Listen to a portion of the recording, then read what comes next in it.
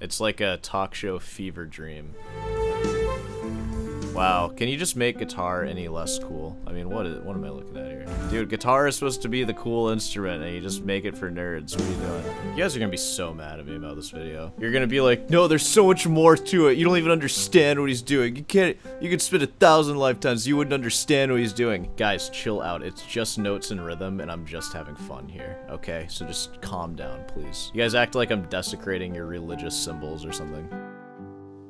Hey, this is Cameron, and welcome to the reaction log. Whoa, whoa, whoa! So today we have a very highly requested one. This is the Allan Holdsworth video. Whoa, whoa! As usual, I don't know a whole lot about Allan Holdsworth. I've certainly never really listened to his music. I know, I can already hear you. I'm a guitarist, and I don't know any guitar players. That's because I'm not just a guitarist. I am a classical guitarist here on YouTube. And when it comes to music, I have tunnel vision on one particular genre of one particular era. And my job is to show you why everything else you like that's not that kind of sucks. If I search the word Holdsworth in my comment section, it is an endless stream of comments asking for this video. And there's one comment in particular that really made me want to do it, and it was this. This one is from Richard Hines 8622, friend of the channel. How's it going? And this was on the Classical Snob Reviews, the Berkeley Online Handbook. And based on your comment, I assume you're referring to me talking about needing a teacher to learn stuff. Similar to if you wanted to start learning karate, for example. What are the steps that you take to learn karate? Well, let's see, you find a dojo in your area and you start going 2 or 3 times a week, and that's just sort of the process. And anything shy of that is not really learning karate, but watching YouTube videos in your apartment and breaking your lamps and stuff. Because that's how we learn things that are established traditions. We hire people that have studied it and know what's going on, and we are given lessons and training in that thing that we're interested in learning. And that's especially relevant when it comes to classical guitar, when it comes to jazz guitar, all the academic genres. Now, when it comes to just expressing yourself generally, do you need a teacher for that? No, you don't even need a guitar for that. You can just scream or throw paint at a wall or whatever it is that you do that conveys the emotions that you're trying to convey. And as long as you do that and feel good about what you've done, then congratulations, you've expressed yourself with art and you're an artist. Now, if you want to competently play a fugue or play over some changes or something, it's going to be helpful to be told what to do. Let's get into your comment. Holdsworth taught himself. Oh, did he now? Okay, well, I stand corrected, right? Wrong. No. As did many others. But Holdsworth? I don't get what you're saying with that. I think you may have some thinking to do outside the path you took, which is solid. Okay, so I took a solid path, fair enough. I don't know if Allan Holdsworth is self-taught. We're gonna find out today, because today's video is Allan Holdsworth Guitar Lesson 01. What I assume is the Mel Bay Book 1 version of Allan Holdsworth's series of lessons, so we're gonna start with that. Here's the stuff that I do know about Allan Holdsworth. He stretches his fingers really far. Instead of using multiple strings to reach large intervals, he just stays on one string, and he kind of shreds that way. That's not typically how you would play guitar, but again, if he's self-taught, that might have just been something that works for him. He has big hands, whatever, it works. I believe without a teacher, anyone can learn how to shred on the guitar in just a particular way that might work for them. That's not what I'm trying to argue here. My main point is that if you want to learn an established tradition, it might be helpful to find a teacher who already is familiar with that established tradition so they can teach you, and then you can go from there. And that's really all I wanted to say to that, because people always leave that in the comments. Jimi Hendrix was self-taught.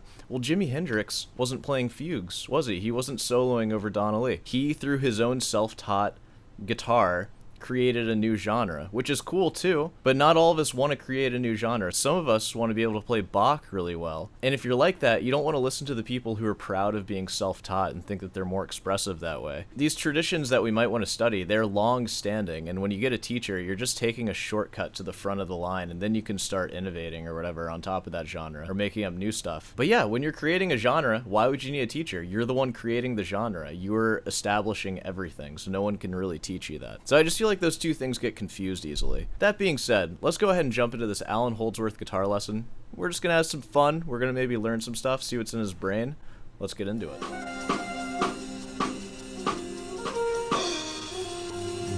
This is what you guys want to learn? Alright, I mean, fair enough. That's cool. This is cool.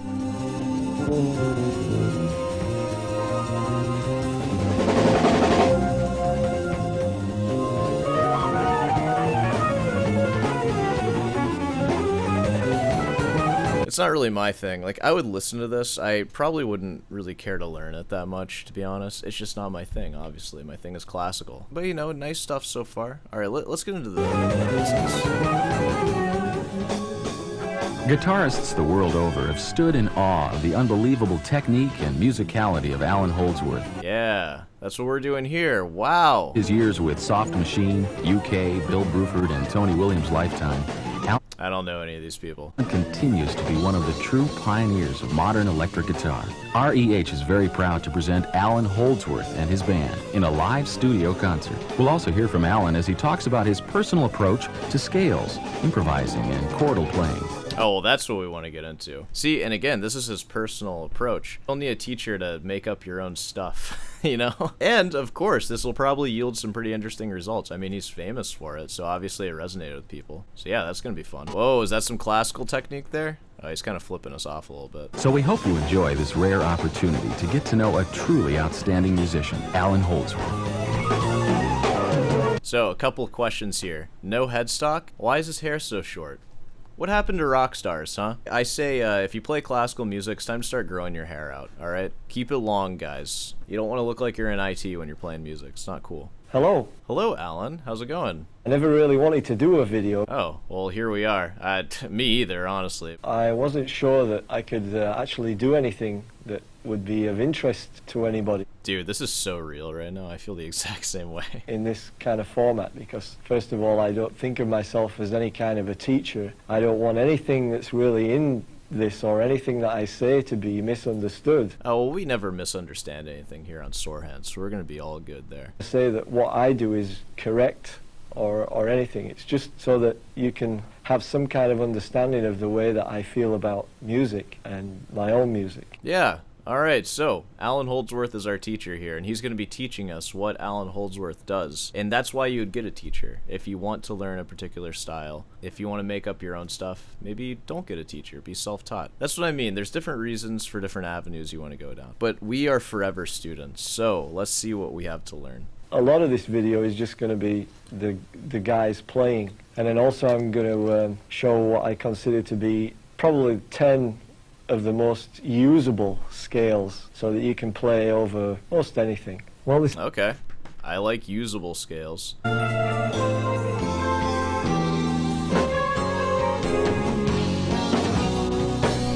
of sounds like Wii Sports music so far. Nice. It's like a talk show fever dream. Alright, let's get past this. Oh, he's just... Oh, this is quite the lesson. He is just playing the whole time. Let's get to some talkie. a color. Anyway, this tune starts with these chords.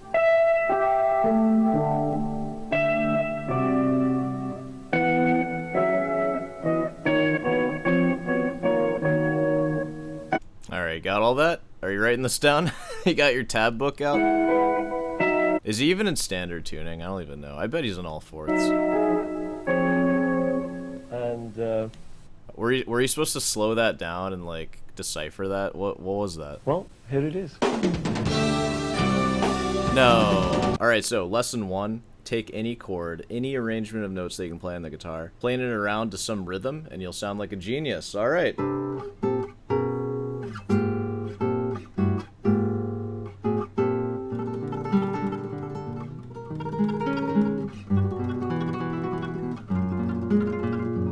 Let's hear it in action.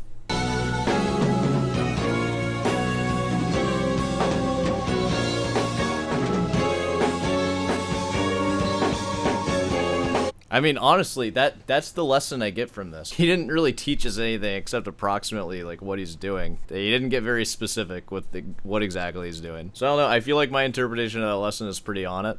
Yeah, bonus points if you use all 4 fingers.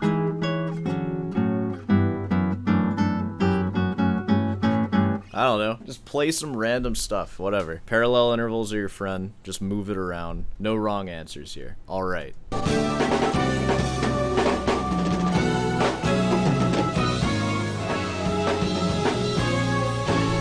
right. We got it.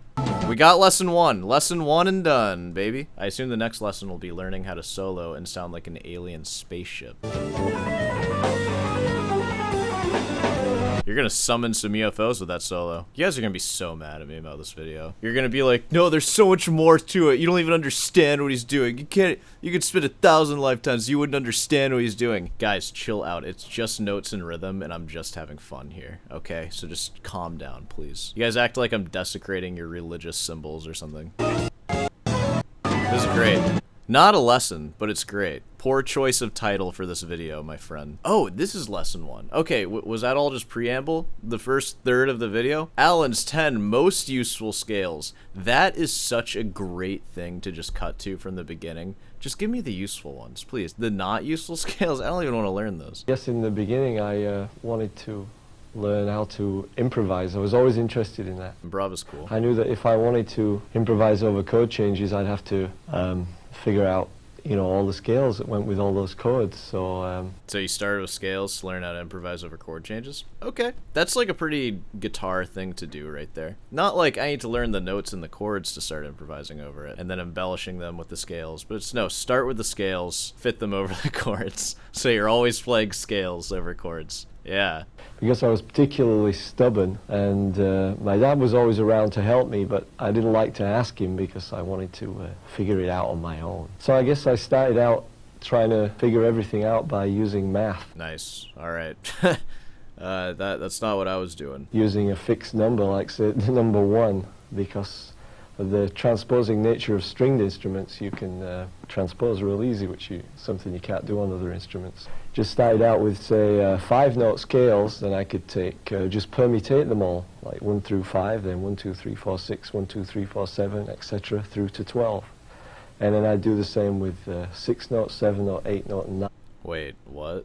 Are you telling me, did you start with the chromatic scale and you just pick like the first 5 notes and that's your scale? And then you just find all the combinations? Wait, is that really what you're saying? Hold on. I know. I'm going to let him finish. I'm just saying stuff. Catalogued them and filed them away and threw away all the ones that had more than 4 semitones in a row, in a straight row. Oh, okay, I see. Okay, I wonder why you picked that one. I guess they didn't sound as good if there was 4 in a row. Kind of makes sense, I suppose. Well, I could 3 in a row is kind of a lot too. I mean, I guess like your blues scale has that. Chords within them. And then I realized that the way I think about chords is they're just parts of the scale that are played simultaneously. And as the chord changes go by, I don't so much think about a static chord voicing staying or changing. I just see like the whole of the notes on the neck change. I guess for me, the only thing that makes one scale different from another is not the starting note, the separation of the intervals. For example, if it's a D minor major 7 scale, the name which I give to a scale is only a means of identification. It's for no other purpose. So when I think of that scale, I don't think of it as starting on D. I think of it as it starts at the lowest available note on my instrument, which would be an E. E. I hope you guys said in the comments. The highest available note, which would be another E, the high E. So that's basically how I think of scales. Okay, so every scale is an E scale or something?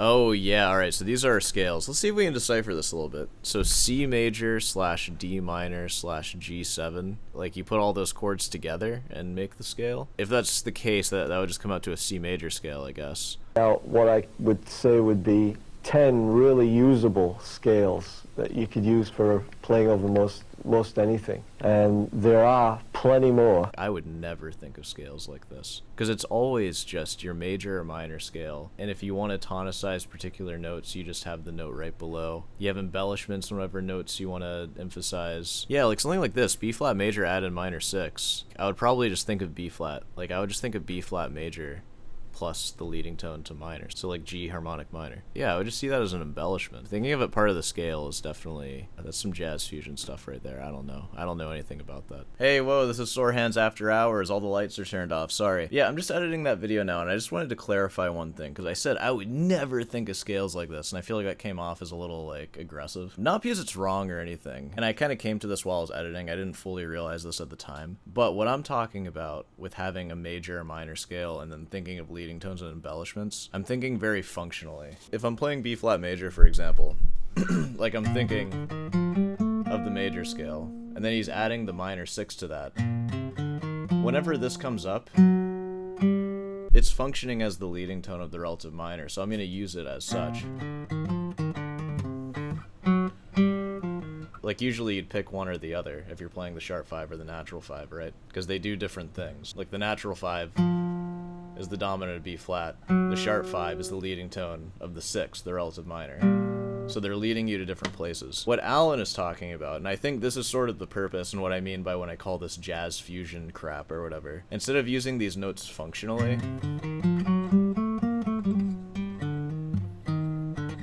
like, I would switch between using the 5 or the flat 6. And if I'm going one to the other, it's because I'm walking up to the 6, like that. Or I'm going...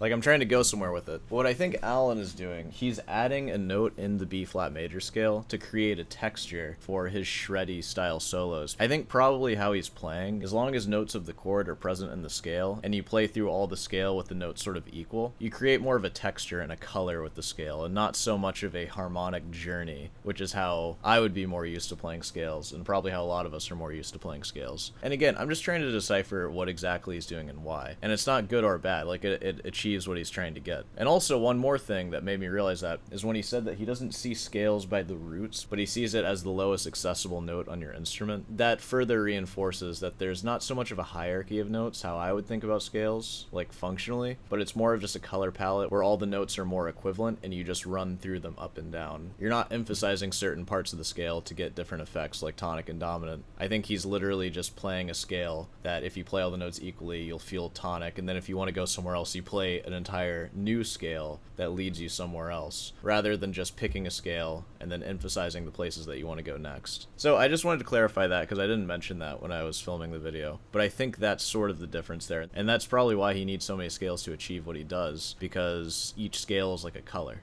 you know? So of course you want as many colors as possible. So that's a difference that I'm seeing now. Alright, back to the video. A C major scale all at once, from one end of the guitar to the other. And that's basically how I see scales. I see them from the lowest note to the highest note. I don't have a different name for a different scale that starts on any one of these notes, which there is. No modes over here then. You don't like that. The average self-taught guitarist might get as far as learning all of this, and they learn their 5 scale patterns. That's basically what this is. And then they start assigning them names by, like, the starting place of that position, and they'll call it the mode. Then there's this whole guitar confusion about what even is a mode, because how come you have all these different names for what is just a big C major scale? So far with the entire C major thing, I completely agree with that. It shouldn't have different names. If you were starting on G, you would just call it 2nd position C major. If you were starting on A, you would call it 5th position C major. And that's how I would identify them. I wouldn't say that there's no way to identify the positions. You just call it by position, right? So I guess this is a C major, D minor, G7 scale.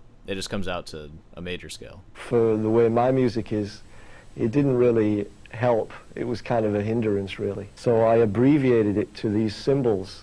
And this first one, which means really like a D minor with a natural 6 to me. So that's what this is. And like I said, when I see scales, I see them the whole guitar neck like that. So it's just up to me to juggle the notes around and improvise and make melodies out of them. I think a good way to begin practicing scales basically is to try playing more than 3 notes on a string, just so you can break away from playing in a pattern like this F major or something like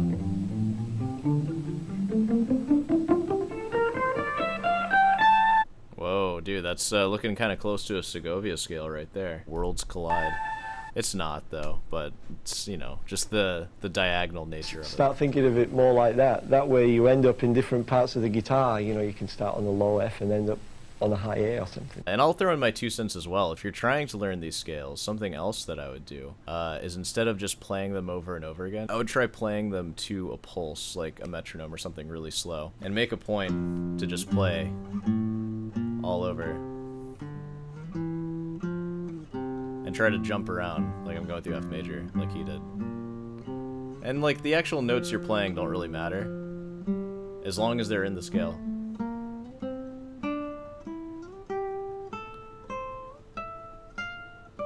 And see if you can just move around.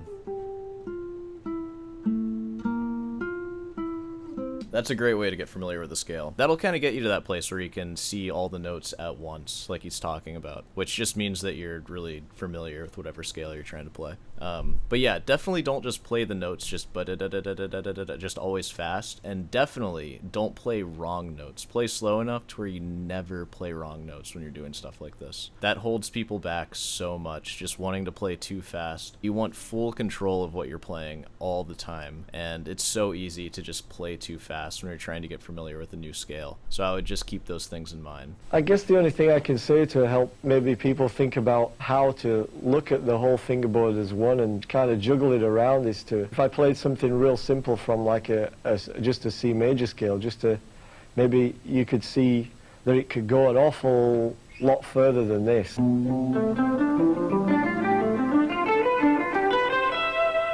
Just as an example of juggling things around. See, and that was fast and like a really poor explanation of what he just did. But to sum it up, what I think he did there was he took a C major scale and he played a sequence. It started like... So he's playing like 7-1 and then going right to the 6-7-2. And then I assume he's going to go up like 7-1 and then do the same thing. That's not what he's playing, but it's just some repeating pattern that's just ascending through the scale. And you can write those out yourself, and you can practice them. And again, be sure to practice them really slow enough to where you can think about them actively as you're playing them and not make any mistakes. Again, I feel like you didn't explain that very well, so I'm here trying to help you out with that one. The simplest version of that you see, at least I think, in classical warm-ups and stuff, is the skipping thirds.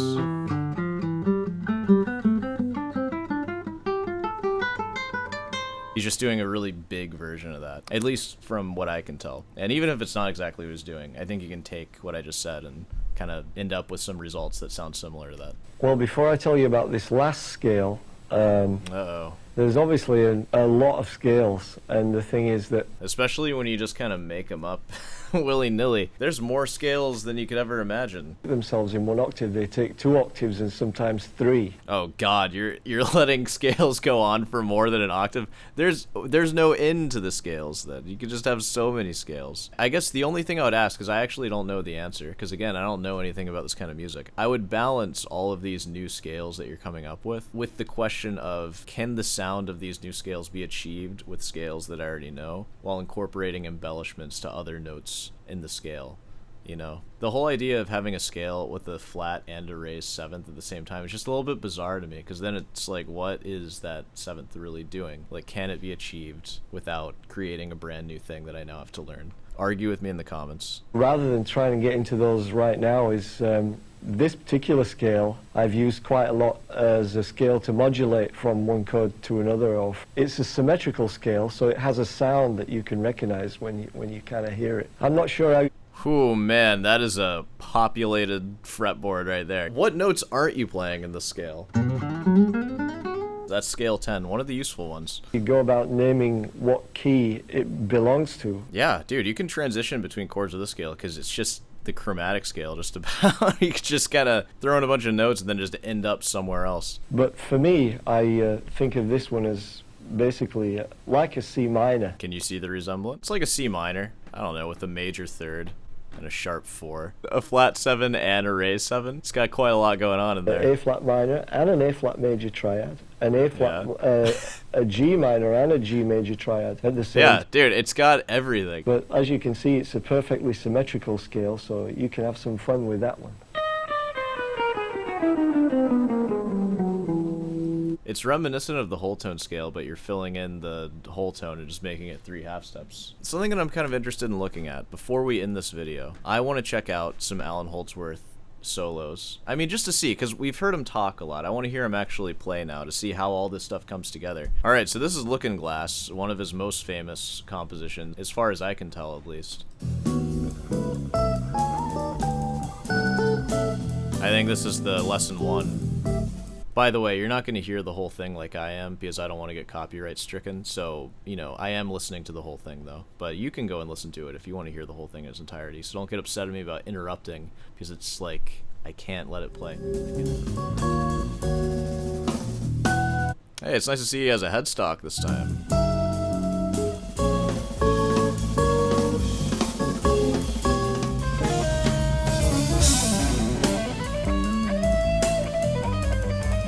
Yeah, you know, it's cool. It's cool. I feel like a lot of his solos are going to sound kind of similar to this, because this is just what we've been hearing, which, you know, is fine. You guys remember the Syntax video I made? Wow, can you just make guitar any less cool? I mean, what am I looking at here? Dude, guitar is supposed to be the cool instrument, and you just make it for nerds. What are you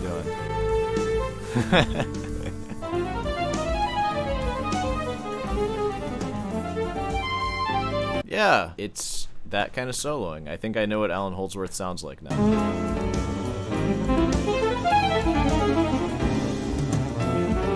I mean, just learn how to play keyboard at this point, right? Like, that's really what you want. Hey, you know what? This guitar doesn't sound exactly like all the other guitars. I will give it that. Robert Fripp is in this playlist, too.